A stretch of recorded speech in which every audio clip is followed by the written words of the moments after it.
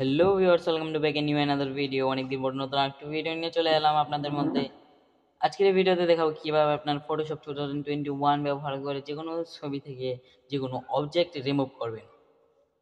খুব সহজ একটা প্রসেস। এটি করার জন্য আমরা চলে যাবো ফটোশপ 2021। তারপর আমরা এখানে ওপেনে ক্লিক করব।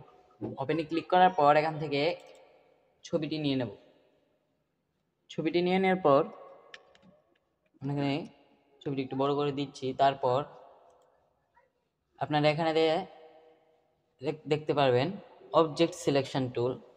এটা যদি আপনাদের এখানে না থাকে তাহলে আপনারা রাইট বাটন ক্লিক করে এখান থেকে অবজেক্ট সিলেকশন টুল সিলেক্ট করে নেবেন। তারপর এখানে দেখতে পাচ্ছেন রেক্টেঙ্গুলার, এখানে রেক্টেঙ্গুলার সিলেক্ট করে নেবেন। তারপর আপনারা এখান থেকে যে অবজেক্টটি রিমুভ করতে চান সেই অবজেক্টের উপরে এই মাউসের আইকনটিকে নিয়ে এভাবে সিলেক্ট করে দেবেন।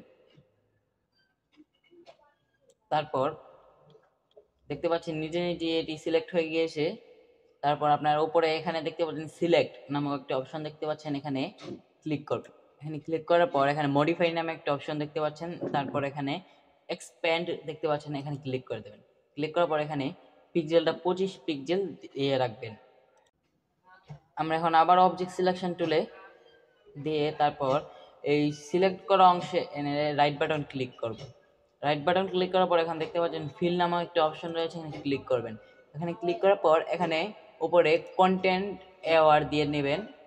তারপর এখানে নর্মালি থাকবে, আর এই জায়গায় অপাসিটি আপনারা 100% দিয়ে নেবেন। তারপর ওকে ক্লিক করবেন।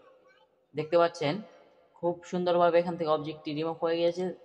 তারপর কন্ট্রোল ডি দিয়ে আপনারা সিলেক্ট করা অংশটিকে সরিয়ে দেবেন।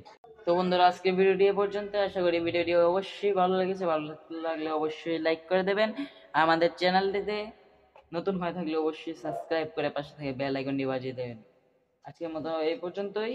অন্য একদিন দেখা হবে নতুন আরেকটি ভিডিওতে। সে পর্যন্ত সকলে ভালো থাকবেন, সুস্থ থাকবেন। আল্লাহ হাফেজ।